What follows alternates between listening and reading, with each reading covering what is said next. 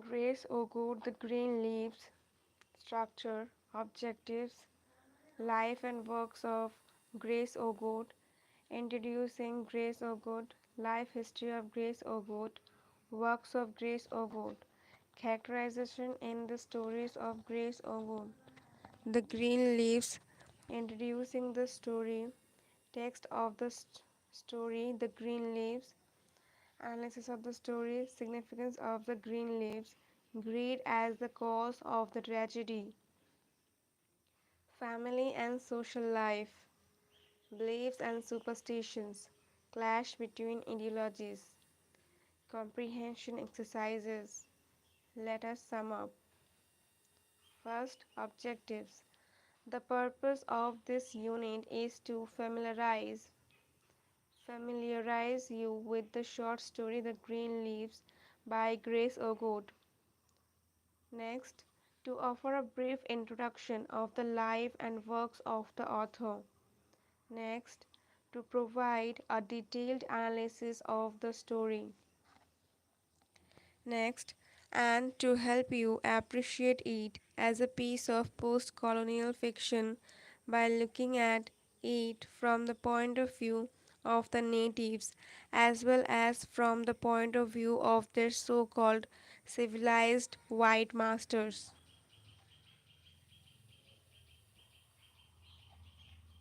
Life and Works of Grace Ogot. Introducing Grace Ogot. Grace Ogot, 1930 to 2015, is one of the pioneers of post colonial literature of East Africa. This Kenyan woman short story writer led the revolutionary trend of creative writing in East Africa, which till the 1960s was conspicuous by its absence, although African literature was at that time a well established genre. In the 1962 Makerere Convention, this absence was painfully observed by Grace Ogot and Ngugi wa Thiong'o, who took it upon themselves the responsibility to ensure due share of the East African literature in the canon of the post colonial African literature. The East African post colonial literature thus has a comparatively shorter history, although the region abounded in native literature in the form of a rich oral tradition, including local narratives, tales of ghosts, mythological tales.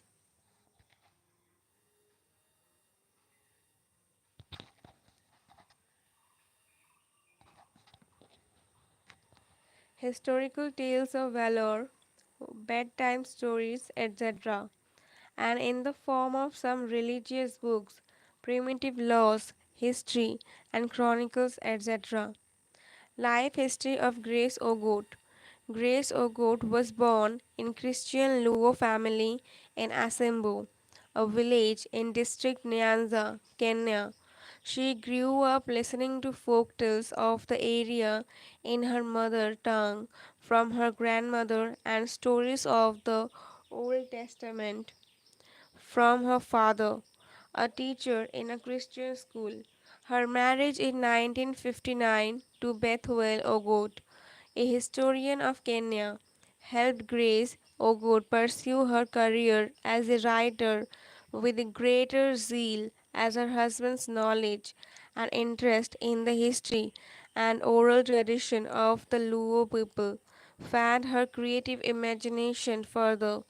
As a multifaceted personality, Ogot worked as a nurse, a journalist, a teacher, a scriptwriter, a radio announcer, a columnist, a public relations officer, a blog development officer, a cabinet minister, and as a diplomat besides being a novelist and a short story writer. Works of Grace Ogot. Ogot was the first published woman writer of East Africa. Initially, she wrote in English, but soon she started writing and publishing her stories both in English and in Luo. Collections of her short stories appeared under the titles Land Without Thunder, The Other Women, and The Island of Tears. Her stories present an insider's account of the life of the Luo people and their folklore and mythology, with the recurring themes revolving round their tribal culture, ancient laws, community customs and practices, superstitions, marriage, and family life, conflict between the native and the colonial rule, conflict between the traditional healing system and the modern medicine, etc.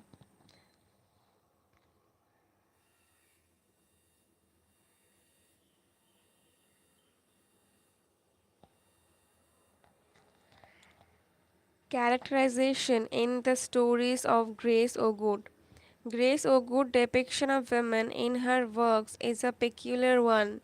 He has shown the female characters as strong willed but within their limited sphere in a patriarchal setup. Ogut has expressed her faith in a solid family structure at the center of which is the male authority. But the woman wields her sway and enjoys her independence within her own space. Ogot is often criticized for accepting patriarchy as her ideal for strong society. The man-woman relationship is defined within the situation of marriage. Her women characters do not rise in revolt against the patriarchal order. Rather, they respect the system and feel snug and content within the family hierarchy.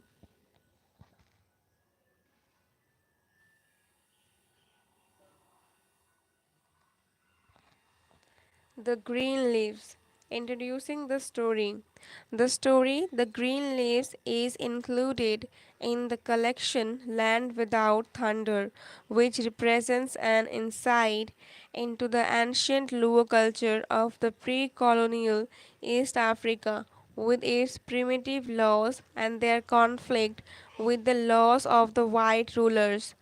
The interference of the European masters is in direct conflict with the authority of the head of the clan. Distrust develops between the members of the hitherto unified tribal community.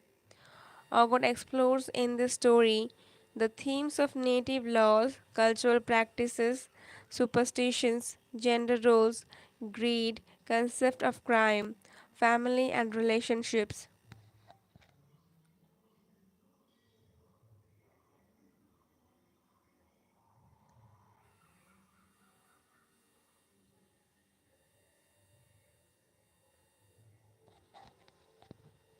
Read and enjoy the text of the story. The Green Leaves given below.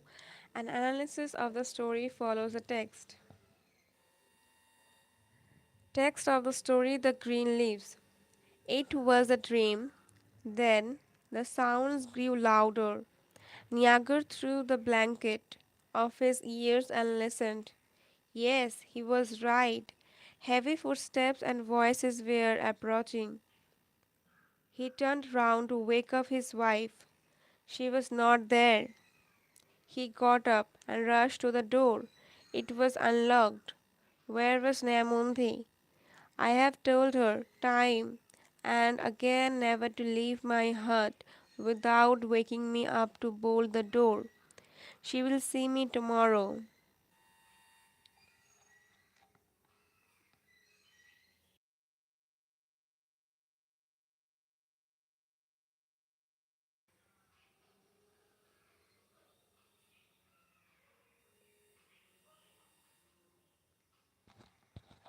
Iro, Iro, there, there. The noise was quite close now, about 30 yards away. Niagar put a sheet round his well-developed body, fumbled for his spear and glove, and then left the hut. Pity, pity, pity, pity. A group was running towards his gate. He opened the gate and hid by the fence. Niagara did not want to meet the group directly, as he was certain some dangerous person was being pursued. Three or four men ran past the gate, and then large group followed. He emerged from his hiding place and followed them. These bastards took all my six bulls, he heard one voice cursing. Don't worry, they will pay for it. Another voice replied. Niagara had caught up the pursuing crowd.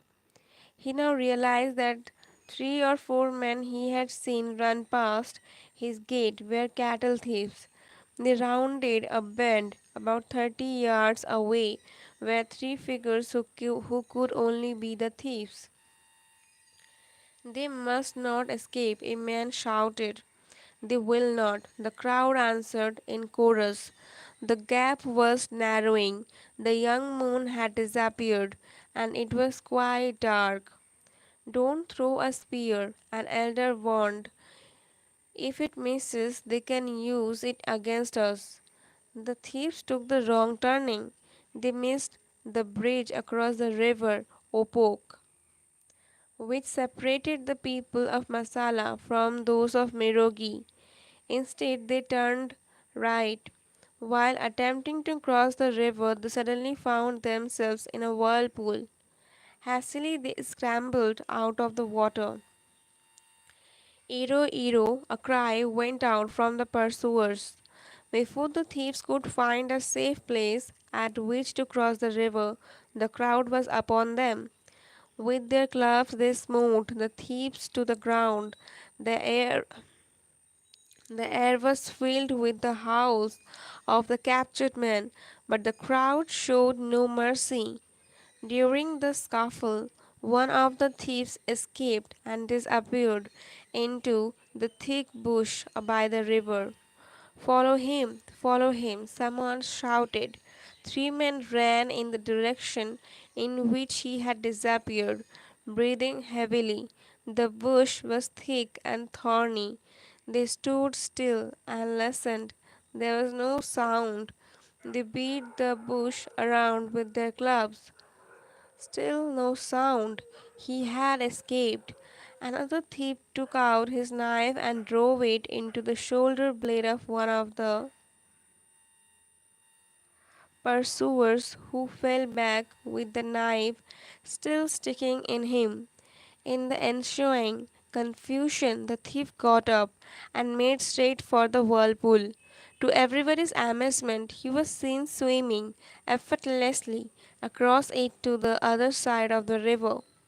Niagara plucked the knife out from Omoro's shoulder and put his hand over the wound to stop the bleeding.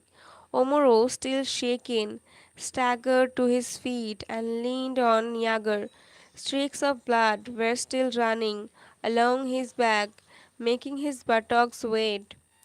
One thief was lying on the grass, groaning, as the other two had escaped. The crowd were determined to make an example of this one. They hit him several times on the head and chest. He groaned and stretched out his arms and legs as if giving up the ghost. Ah, ah, Omoro raised his voice. Let not the enemy die in your hands. His spirit would rest upon the village. Let him give up the ghost when we have returned to our huts. The crowd heeded Omoro's warning. They tore green leaves by nearby trees and covered the victim completely with them. They would call the entire clan in the morning to come and bury him by the riverside. The men walked back in silence. Omoro's shoulder had stopped bleeding. He walked, supported by two friends who volunteered to take him home. It was still not light, but their eyes were by now accustomed to the darkness. They reached Niagara's home. The gate was still azure. Remember to be early tomorrow, a voice told him. We must be on the scene before the women start going to the river to stop them. Niagara entered his home while the others walked on without looking back. The village was hushed in quiet. The women must have been awake but they dared not to talk their husbands. Whatever had happened, they thought they would hear about it in the morning. Having satisfied themselves that their husbands were safely back, they turned over and slept. Niagara entered his hut, searched for his medicine bag, and found it in a corner. He opened it and pulled out a bamboo container. He uncorked the container and then scooped out some ash from it. He placed a little on his tongue, mixed it with saliva, and then swallowed. He put some on his palm and blew it in the direction of the gate. As he replaced the bamboo container in the bag, his heart felt at peace. He sat on the edge of his bed. He started to remove his clothes. Then he changed his mind. Instead, he just sat there staring vacantly into space. Finally, he made up his mind to go. He opened the door slowly and then closed it quietly after him. No one must hear him. He did not hesitate at the gate, but walked blindly on. Did I close the gate? He wondered. He looked back. Yes, he had closed it, or it looked closed. He must have a lot of money in his pocket, Niagar thought. Apart from a sinister sound which occasionally rolled through the night, everything was silent. Dawn must have been approaching, the faint and golden light, gleams of light, which usually herald the birth of a new day, could be seen in the east shooting skywards from the bowels of the earth. He said aloud. He knew that stock thieves sold stolen cattle at the earliest opportunity. The others were foolish not to have searched him. He stopped and listened. Was somebody coming? No. He was merely hearing the echo of his own footsteps. Perhaps the other two thieves who had escaped are now back at the scene. He thought nervously. No, they can't be there. They wouldn't be such idiots as to hang around there. The heap of green leaves came in sight. A numb, paralyzing pain ran through his spine. He thought his heart had stopped beating. He stopped to check. It was still beating, all right.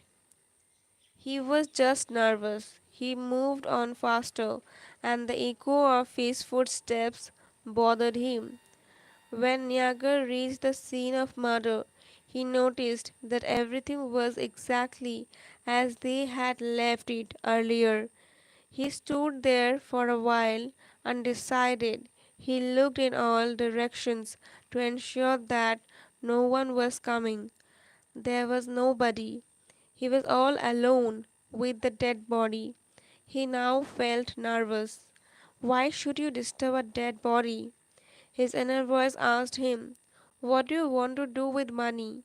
You have 3 wives and 12 children. You have many cattle and enough food. What more do you want? The voice persisted. He felt even more nervous and was about to retreat when energy stronger than his will egged him on. You have come this far for one cause only, and the man is lying before you. You only need to put your hand in his pockets, and all the money will be yours. Don't deceive yourself that you have enough wealth. Nobody in the world has enough wealth. Niagara bent over the dead man and hurriedly removed the leaves from him. His hand came in contact with the man's arm, which lay folded on his chest. It was still warm. A chill ran through him again, and he stood up.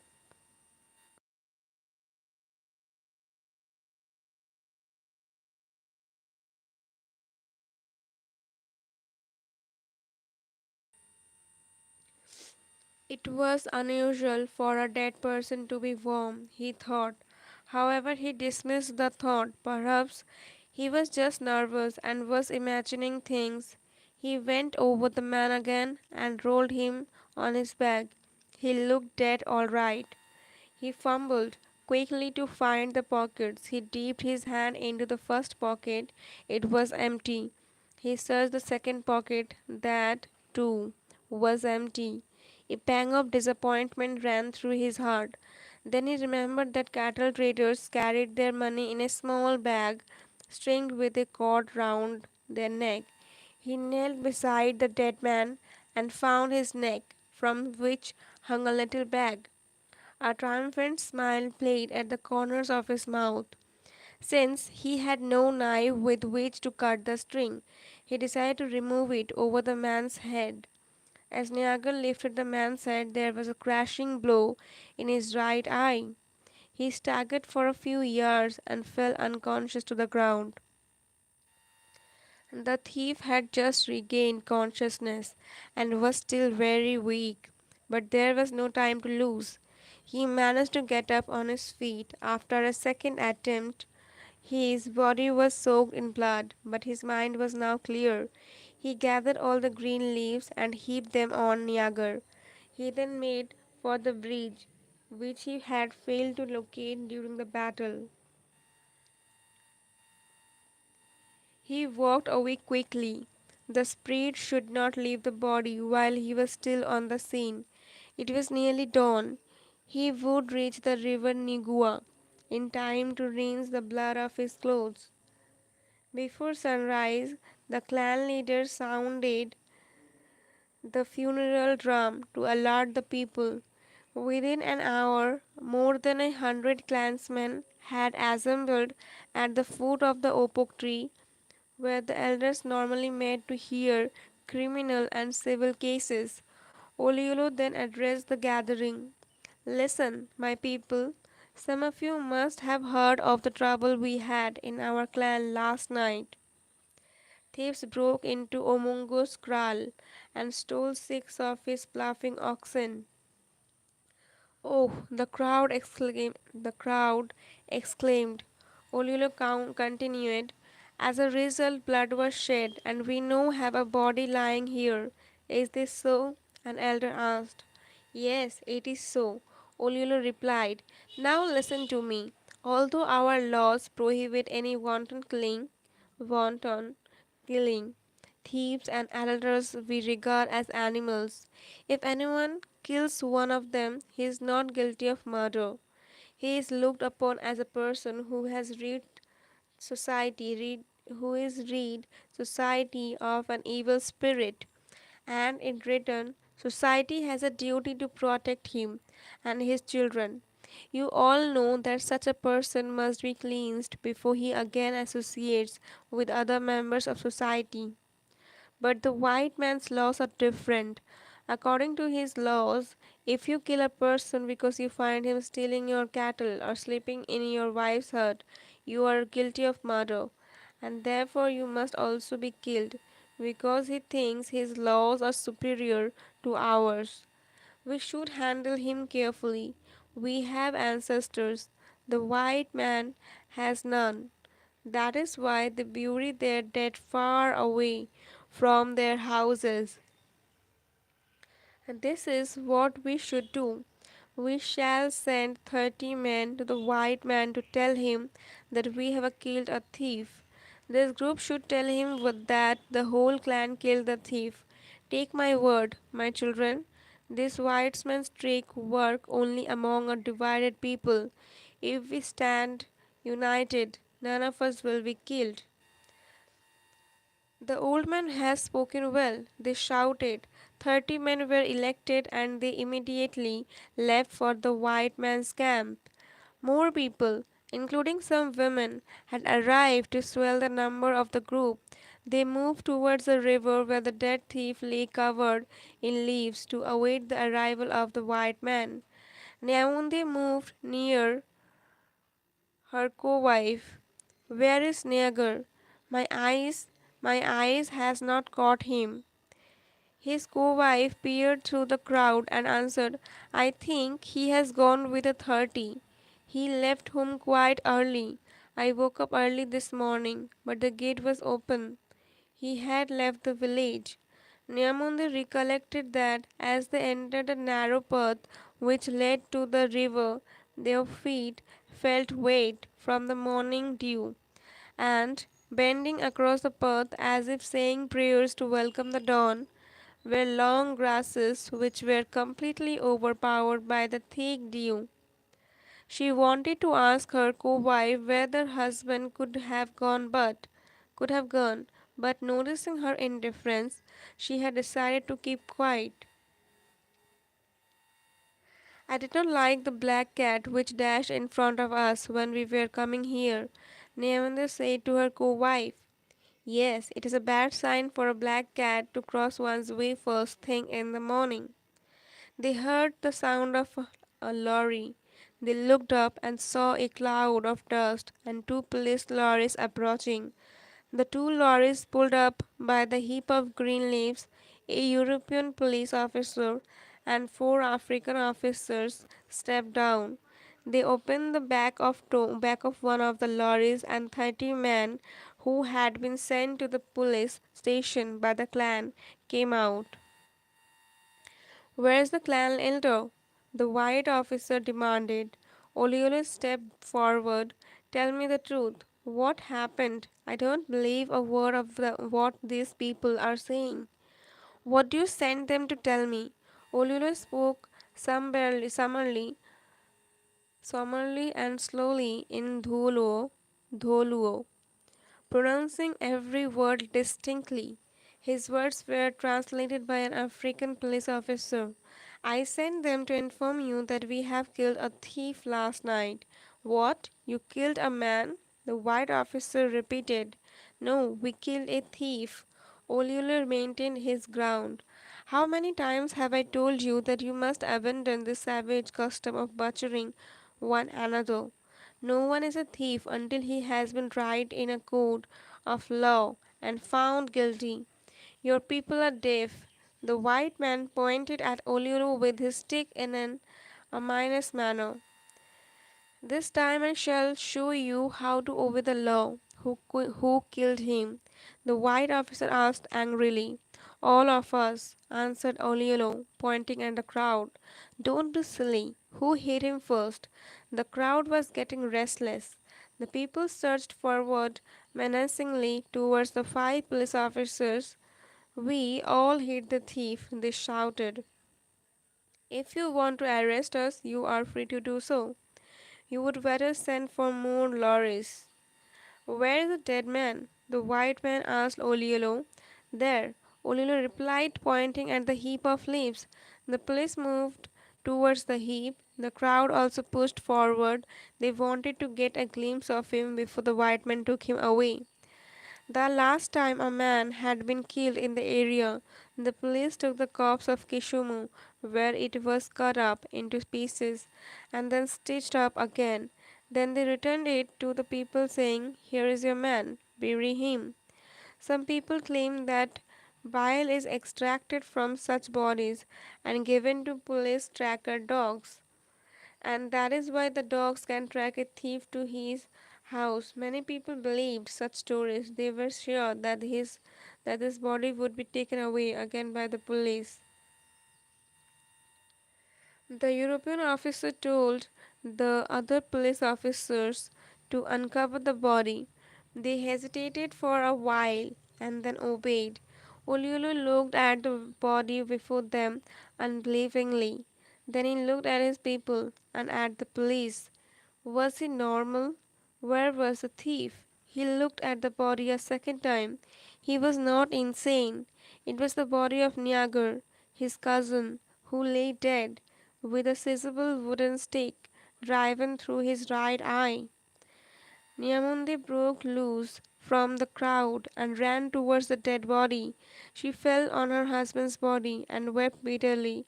Then, turning towards the crowd, she shouted, Where is the thief you killed? Where is he? As the tension mounted, the crowd broke up into little groups of twos and threes. The women started to wail, and the men who had killed the thief that night looked at one another in complete disbelief. They had left Niagara entering his village while they walked on. They could swear to it. Then Oluolu, without any attempt to conceal his tear-drenched face, appealed to his people with these words: "My countrymen, the evil hand is descended upon us. Let us not break up our society. Although Niagara is dead, his spirit is still among us." But Nyamundi did not hate the comforts of Jaduong Olielo, nor did she trust the man who swore that they had seen Niagara enter his village after the incident with the thieves.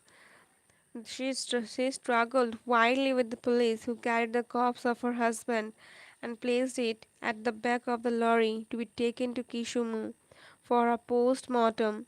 A police officer comforted her with the promise that a village wide inquiry would start at once into the death of her husband.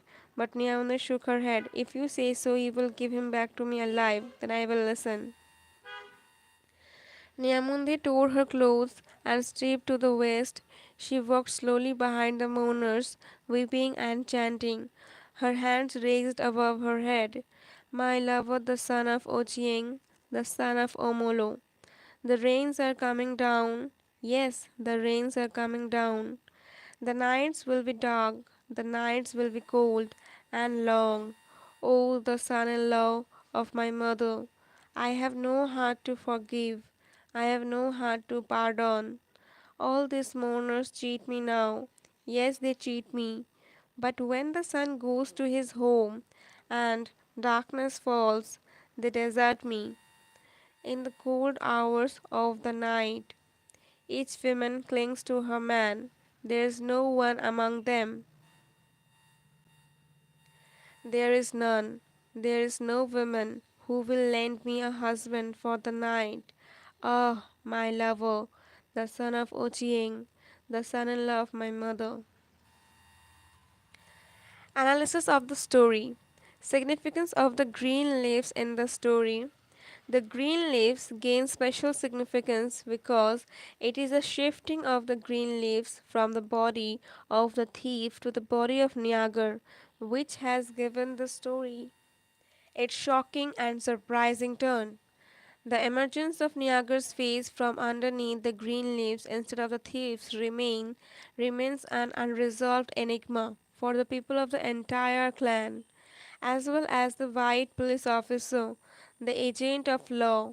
The title is ironic in suggestion as the green leaves, which are generally associated with the beauty and bounty of nature, get associated with a hideous killing and sow the seeds of suspicion on one another among the people of the clan.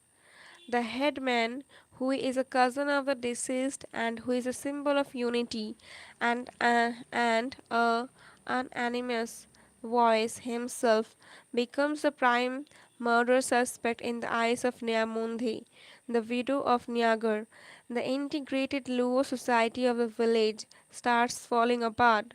The green leaves are generally symbolic of life and resurrection and a source of happiness and optimism. But in the story, the green leaves become symbolic of death, disintegration, discord, and distrust among the people of the tribe. The policeman consoles and assures Nyamundi by saying that they will question each and every man in the village in order to find out the culprit.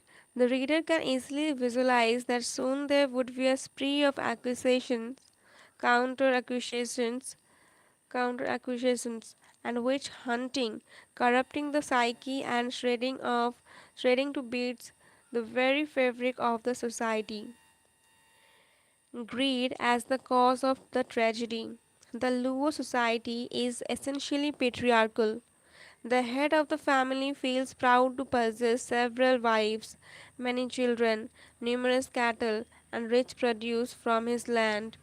Niagar knows that he does not need money, as he is sufficiently rich with 3 wives and 12 children, many cattle, and enough food, and that he lacks nothing. It was pure greed of easy money which lured him towards his doom. Greed, one of the basic flaws of human nature, becomes the prime cause of Niagara's undoing. Niagara does not justify his need for money, rather, he himself mentions that he is sufficiently rich and has absolutely no need to steal money from anyone, yet he feels compelled to go secretly in the night to search the pockets of the dead thief and rob him of whatever money he carried on his person.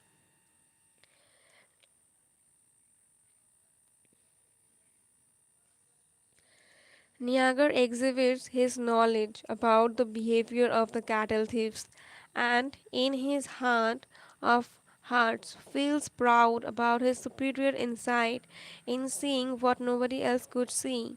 He knows that the thieves sell the stolen cattle at the earliest opportunity and keep their money in a small bag stringed with a cord round their neck. But in reality, Niagara is impulsive and lacks both prudence and experience. Sitting at the edge of his cot in his hut, he had already started undressing in order to retire to bed when it struck him to go stealthily and rob the dead thief. He is so much blinded by greed that he does not reflect on why the man's body was still warm. Instead of applying common sense that the man could be alive, he attributes the phenomenon to some superstition. Contrary to it, based on his common sense and experience, an elderly man had warned the villagers against throwing a spear towards the thieves because if it missed the target it could in turn be used by the thieves to hurt them. Family and social life. It is common among the men in these tribes to have more than one wife at the same time. Polygamy is not just a prevalent custom, it is also a symbol of a man's social status within the tribe. The man occupies a separate hut, and one of the wives would go to his hut in the night. Spears, knives, and clubs are their weapons, and it is the duty of the men to provide protection to the families in the village, and to also protect the boundaries of the village. Thieving is a common activity, and since the cattle are a valuable resource, they are at high risk of being stolen. With experience comes wisdom, and the elders are highly respected for it.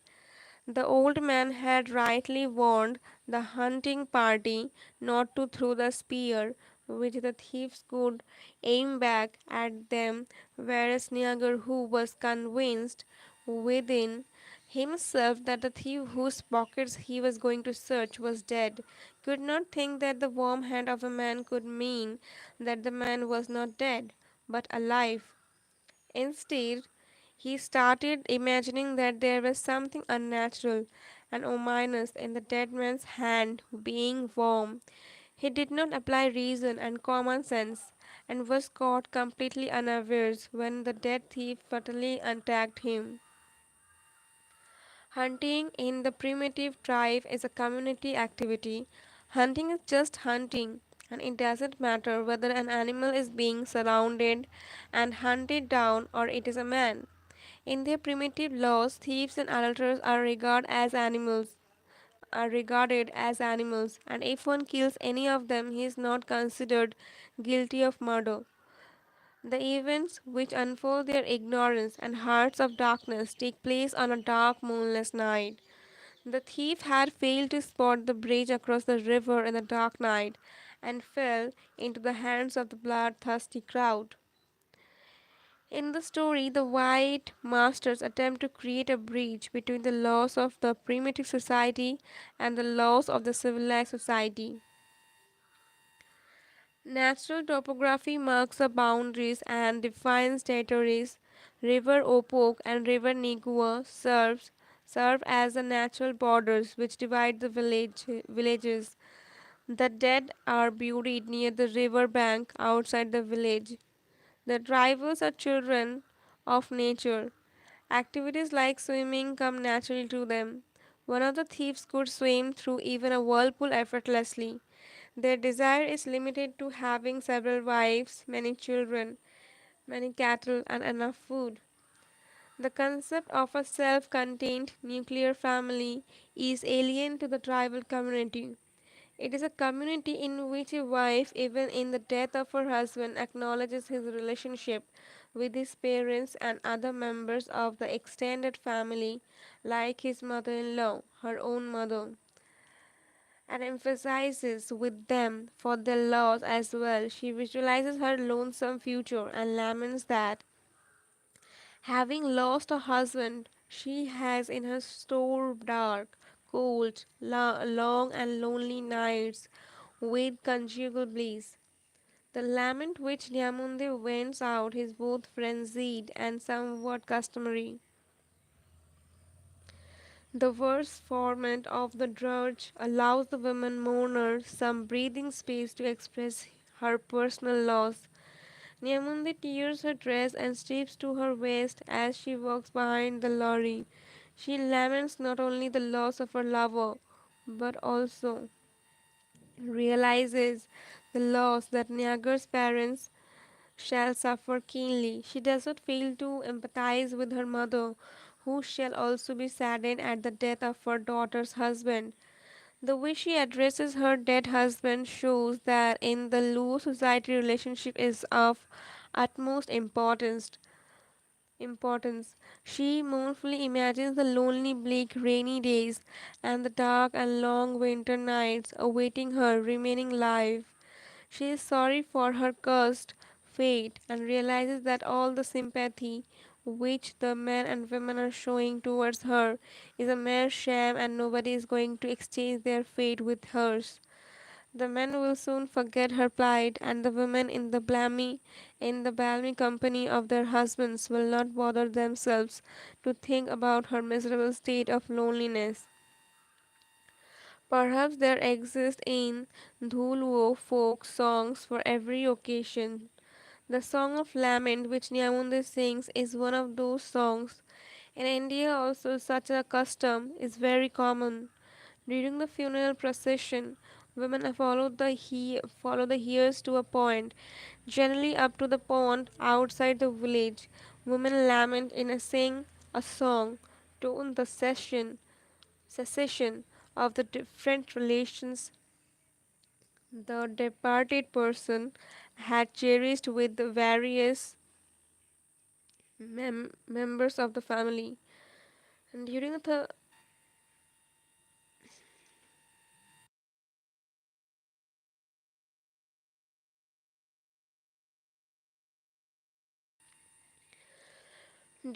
the 13-day period of mourning, hordes of relatives visit the house in which death has occurred, and women relatives, with their faces hidden behind veils, start to sing and weep aloud simultaneously, just when they are within the boundary of the village.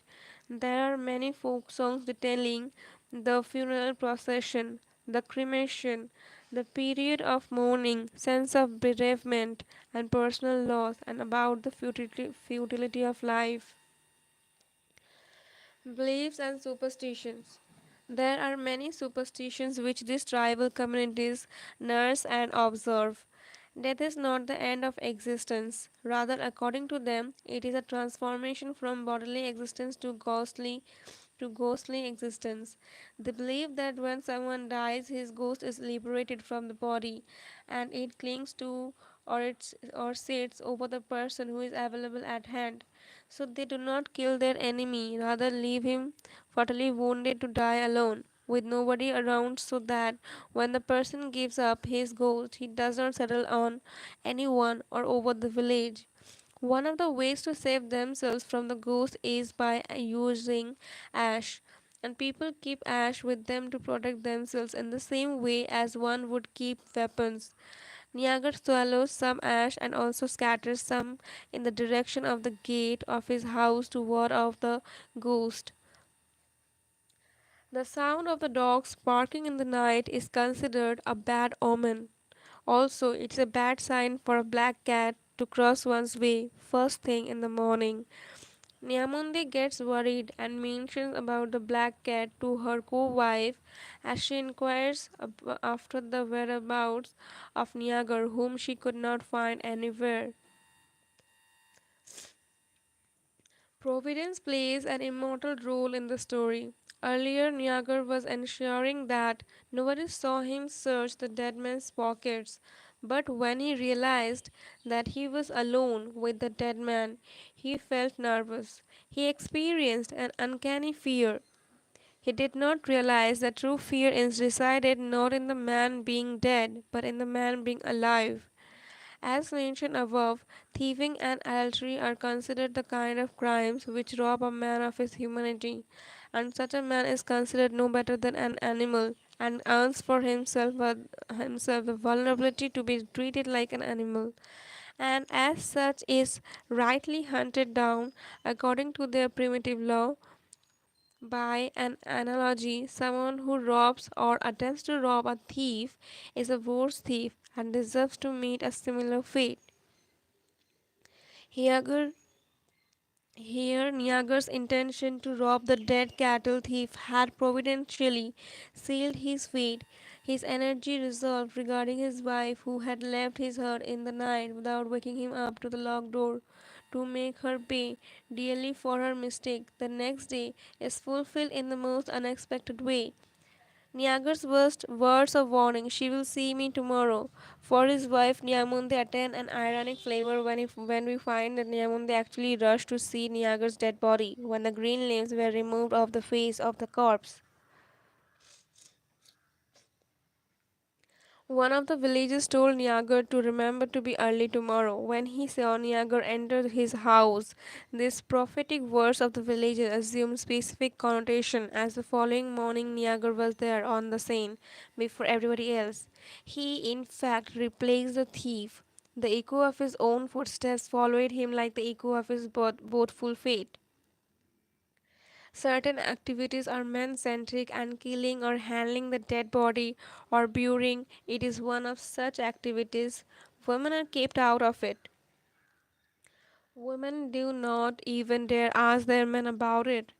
As long as a dead body is lying in the village and has not yet been disposed of, activities like eating, drinking, and fetching water remain suspended. Clash between ideologies, the corruption of the innocent thoughts of the Aboriginals. The corruption of the innocent thoughts of the Aboriginals by the imperial oppressor is hinted at through the gradual and systematic surrender to such cardinal flaws as greed and distrust. Niagar's inner voice forbade him from going ahead with his plan to rob the dead thief, but an unknown energy propelled him, and he dismissed his voice of reason, saying, "Don't deceive yourself that you have enough wealth. Nobody in the world has enough wealth.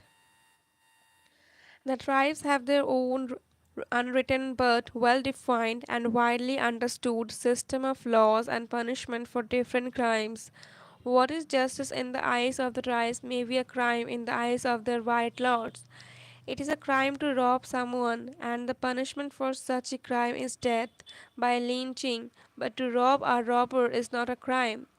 The white man's way of investigation of a crime is beyond the comprehension of the tribes. They wonder at the mysterious power which the whites possess by use of which they are able to find out the killer.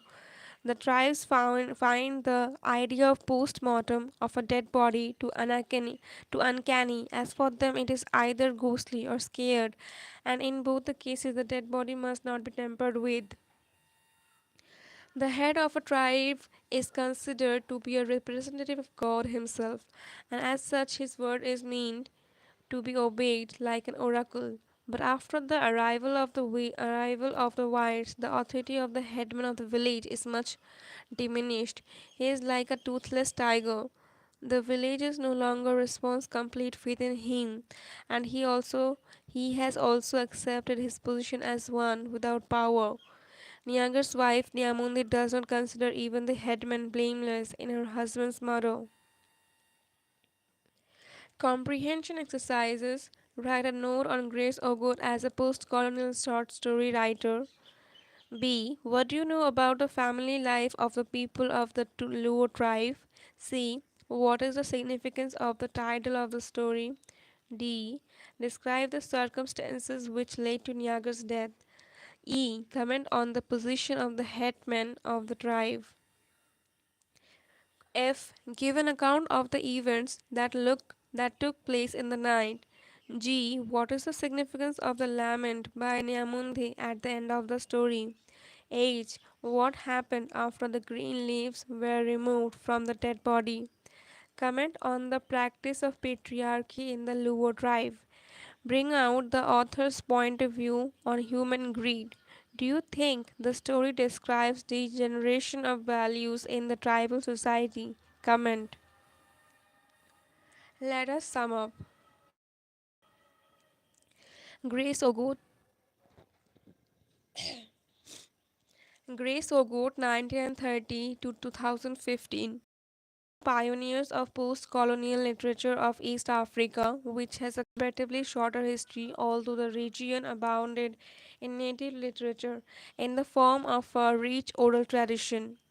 Grace Okur was born in a Christian Luo family and grew up listening to folk tales of the area in her mother tongue from her grandmother and stories of the Old Testament from her father, a teacher in Christian school. Ogut was the first published woman of writer of East Africa who wrote both in English and in Luo.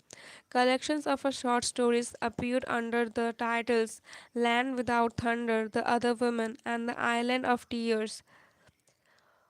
Ogut has expressed her faith in a solid family structure at the center of which is the male authority, but the woman wields her sway and enjoys her independence within her own space.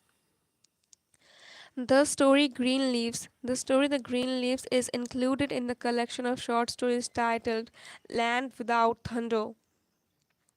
Ogot explores in the story the themes of native laws, cultural practices, superstitions, gender roles, greed, concept of crime, family, relationships, and conflict between the native African and modern European ideologies.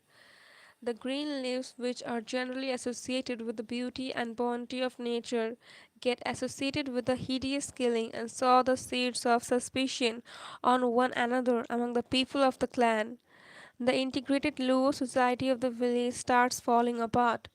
The green leaves are generally symbolic of life and resurrection, and a source of happiness and optimism.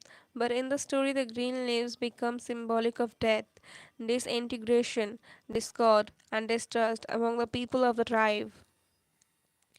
Greed, one of the basic flaws of human nature, becomes the prime cause of the main character's undoing. He himself mentions that he is sufficiently rich and has absolutely no need to steal money from anyone, yet he feels compelled to go secretly in the night to search the pockets of the dead thief and rob him of whatever money he carried on his person. He is also much blinded by greed that he does not reflect on why the man's body was still warm. Instead of applying common sense that the man could be alive and could attack him, he attributes the phenomenon to some unknown being. Providence plays an important role in the story. Hunting is a community activity. According to the primitive laws of the tribe, thieves and adulterers are regarded as animals, and if one kills any of them, he is not considered guilty of murder. The concept of a self contained nuclear family is alien to the tribal community. Polygamy is common. The tribes have a unified living wage is threatened by the white invasion. The tribes have their own unwritten but well defined and widely understood system of laws and punishment for different crimes. What is justice in the eyes of the tribes may be a crime in the eyes of their white lords. Well, there is the end.